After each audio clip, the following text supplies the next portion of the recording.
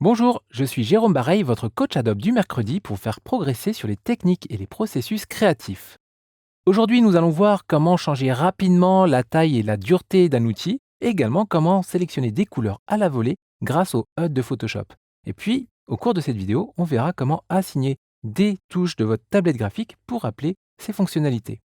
Alors commençons tout d'abord bien, par la taille et la dureté d'un outil. Donc pour la démonstration, on va prendre un outil du type pinceau. Donc le raccourci c'est B comme brush, mais on pourrait également le faire après avec l'outil gomme, l'outil tampon par exemple. Mais là voilà, on va se concentrer sur l'outil pinceau et sur Macintosh, on va appuyer sur CTRL ALT simultanément et faire un cliquer-glisser de gauche à droite pour changer le diamètre. Donc là, de gauche à droite, on fait grossir, de droite à gauche, on va réduire le diamètre et on voit directement le résultat. On peut également faire un mouvement toujours avec CTRL ALT enfoncé, cette fois-ci avec un mouvement de bas en haut, ou bien à l'inverse en partant du haut vers le bas, et cette fois-ci, on joue sur la dureté. Donc on voit bien ici la progression du pourcentage de cette dureté.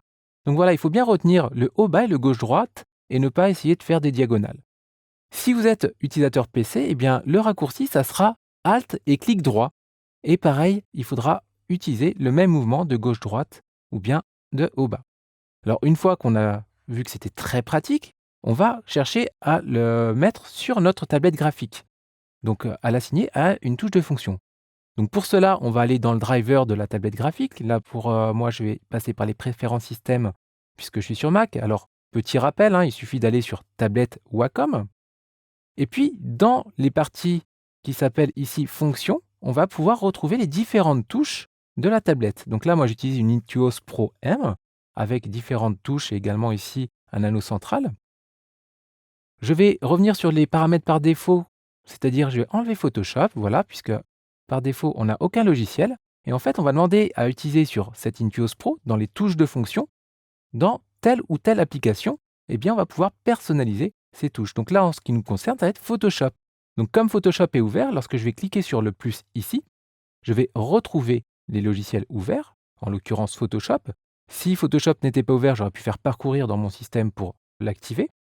Je vais faire OK. Et là, maintenant, je retrouve l'icône Photoshop. Donc je vais bien dire, au niveau des touches de fonction, dans Photoshop, par défaut, on a des touches qui permettent par exemple d'activer ou désactiver la saisie tactile, d'afficher les paramètres, enfin plein de choses. Mais nous, on va personnaliser tout ceci. Donc là, par rapport à ce que je viens de vous montrer en termes de raccourci clavier, je vais développer le menu et on va rentrer sur ce qu'on appelle les modificateurs. Ça va afficher les différentes touches que sont Shift, Control, Option et Commande sur Macintosh. Sur PC, vous aurez majuscule Alt. Et puis, vous avez également ici les clics, clic gauche, milieu et droite. Donc, sur Macintosh, on a vu que c'était CTRL et puis Alt, donc en fait, c'est Option. Et soit vous laissez juste ceci, vous faites OK, et quand vous retournez dans Photoshop, eh bien, en appuyant simplement sur une touche, vous voyez, ça va faire apparaître ici les Express Keys qui ont été mémorisés. Donc là, je vois que c'est CTRL Option, donc j'appuie sur CTRL Option et je fais mon mouvement gauche-droite. Par contre, là, je suis obligé de poser la mine de mon stylet. Donc, si je l'utilise des dizaines, voire des centaines de fois dans ma journée, je vais user un petit peu ma mine. Donc, je vais en profiter pour vous montrer une astuce. Eh bien, l'astuce, ça sera tout simplement de retourner dans les modificateurs et de cliquer ici, clic gauche. En fait, ça vous permettra de simuler le clic et de faire le même mouvement, mais en survol sans poser la mine.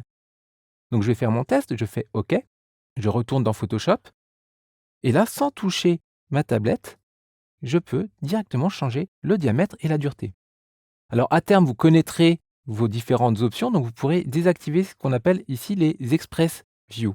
Donc pareil, on va les désactiver maintenant.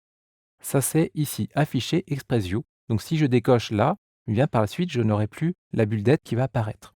Alors là, je vous l'ai montré sur Macintosh. Sur PC, il faudra retourner également dans Modificateurs, mais vous aurez d'autres modificateurs. Donc vous, il faudra bien cliquer Alt et clic droit. Donc ça, c'est la première chose. Maintenant, on va continuer. On va retourner dans Photoshop et on va parler de la couleur. Donc on est d'accord, très souvent, on utilise le sélecteur de couleurs de Photoshop pour changer les couleurs de premier plan ou d'arrière-plan, où on vient changer dans un premier temps la teinte et ensuite on vient choisir la saturation adaptée et la luminosité. Et puis par la suite, quand on veut modifier la couleur, eh bien on revient, on perd du temps à faire des allers-retours comme ça, ou bien on peut également utiliser le panneau couleur ou nuancier. Et bien là, moi, ce que je vais vous montrer, c'est qu'on a un raccourci qui permet d'appeler directement ce sélecteur de couleurs sous le pointeur.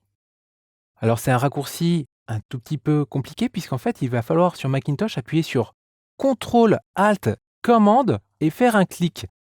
Donc vous voyez, là je fais CTRL ALT commande, je clique et directement j'ai mon sélecteur de couleurs qui apparaît sous mon pointeur. Donc là, j'ai plus qu'à choisir et ma couleur et puis ensuite choisir la saturation, la luminosité. Donc sur PC, il faudra faire Alt majuscule, clic droit pour le faire apparaître. Et puis une petite précision, eh bien parfois on a besoin de choisir une couleur en peinture numérique, par exemple celle-ci avec ce type de saturation et luminosité, et peut-être que j'ai envie de prendre une autre teinte mais tout en conservant cette saturation et luminosité. Eh bien le problème c'est que par défaut, lorsque je reviens dans mes teintes, ici j'ai perdu la saturation et la luminosité que j'avais choisie. Eh bien sachez que vous pouvez appuyer sur la touche espace, ça va bloquer directement ici la saturation et les luminosités. Ensuite, vous basculez votre pointeur ici, vous relâchez espace et vous pouvez changer de teinte, mais tout en conservant la même saturation et la même luminosité. Donc c'est extrêmement pratique. Alors, par défaut, c'est cet affichage-là, mais on peut aller plus loin puisque dans les préférences de Photoshop, donc sur Macintosh, dans Photoshop, préférences générales, sur PC, ça sera dans le menu édition, préférences et générales, vous allez retrouver ici une rubrique qui s'appelle sélecteur de couleur HUD. Donc HUD, ça veut dire Head Up Display. Donc par défaut, on a une petite bande d'éteinte, donc je pourrais jouer sur différentes tailles, mais je peux également demander à afficher une roue d'éteinte. Et ça, je trouve que ça va être même plus intéressant. Alors je vais faire une roue d'éteinte, petite pour l'instant, voilà, et je vais chercher à ouvrir de nouveau ce sélecteur HUD. Et là, comme vous le voyez, j'ai mon cercle chromatique qui apparaît. Et pourquoi c'est plus pratique? Eh bien simplement parce que ça permet d'identifier rapidement les couleurs complémentaires lorsqu'on est sur un flux de création de peinture numérique, puisqu'on a souvent besoin de chercher des harmonies avec ces complémentaires. Et puis le principe avec la touche espace eh bien, fonctionnera de la même manière, c'est-à-dire que je viens choisir ici tout d'abord une teinte, comme ça. Je vais prendre celle-ci, je vais commencer à peindre avec. Je veux foncer un petit peu ici, voilà. Et puis là-haut, j'ai envie de prendre une autre couleur dans la même teinte et la même saturation. Donc je vais appuyer sur espace pour bloquer ici ma couleur. Je reviens dans mon spectre et puis je relâche ici espace pour choisir la couleur adaptée. Et là, je suis sur la même teinte et la même saturation. Alors, on a vu que c'était très pratique, mais c'est un petit peu compliqué de jongler avec tous ces raccourcis clavier. Donc on va voir comment attribuer simplement une touche de la tablette graphique pour ouvrir ce sélecteur HUD. Donc je vais rebasculer de nouveau ici dans les préférences de la tablette et je vais venir sur le bouton suivant, celui-ci. Et pareil que tout à l'heure, je vais aller dans modificateur. Et donc comme je vous l'ai dit, sur Macintosh, il faudra avoir à la fois contrôle, option et commande.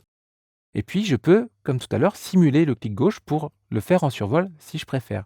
Donc moi je préfère le faire en survol, je vais cliquer ici. Si vous êtes donc sur PC, il faudra sélectionner Alt majuscule et clic droit. Donc je valide. Et puis on a vu également qu'on avait besoin de temps en temps de la touche espace. Donc cette fois-ci, je viens sur le troisième bouton et je viens sur touche et non pas modificateur. Touche, ça va me permettre directement d'appuyer sur ma touche espace pour dire, bien voilà, ce bouton-là simulera le bouton espace. Je fais OK et je récupère bien ici la fonctionnalité espace. Ça me permettra par la suite de cumuler mes appuis sur les boutons. C'est-à-dire qu'on a tendance à penser qu'on peut appuyer simplement sur un bouton, mais non, en fait, on peut cumuler, comme sur un clavier, les différents boutons. Donc là, je reviens ici et je fais mon test. Donc j'appuie sur mon bouton, j'ai mon sélecteur HUD, j'appuie sur espace, je bloque ici ma couleur, je reviens et je choisis une autre couleur. Donc vous voyez, je fais comme ça, je prends ma couleur, espace, je reviens et je prends une autre couleur. Donc voilà comment vous allez gagner du temps avec les tailles d'outils et le choix de vos couleurs.